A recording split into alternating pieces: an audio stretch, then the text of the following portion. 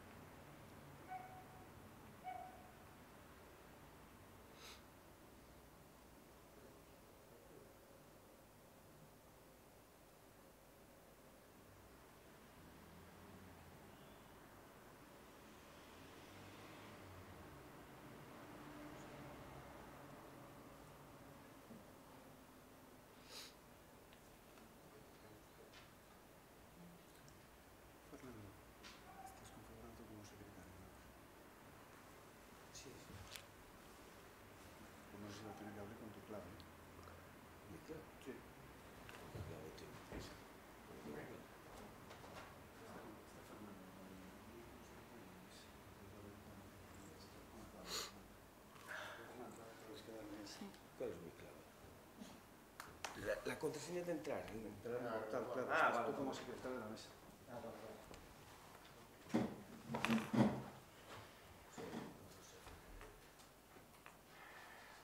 Lo han cambiado.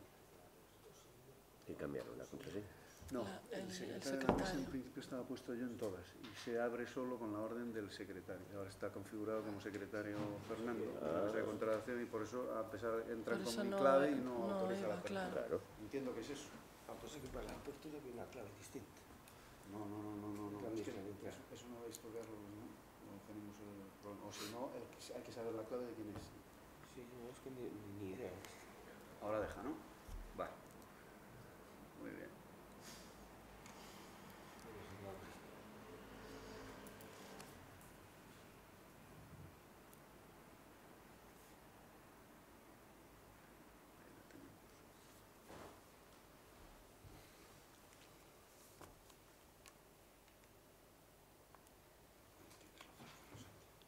Vale, procedemos a leer la oferta integral.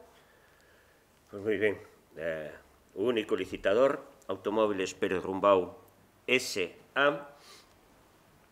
se compromete a ejecutar por el importe total, mejoras incluidas, de 24.710,74 euros.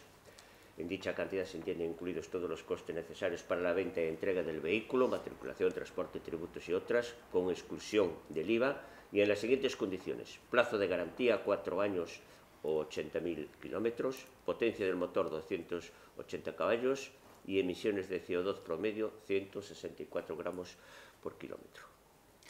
Muy bien, ahora damos traslado de la oferta para su valoración a los servicios técnicos provinciales. Y nada más. Muy bien.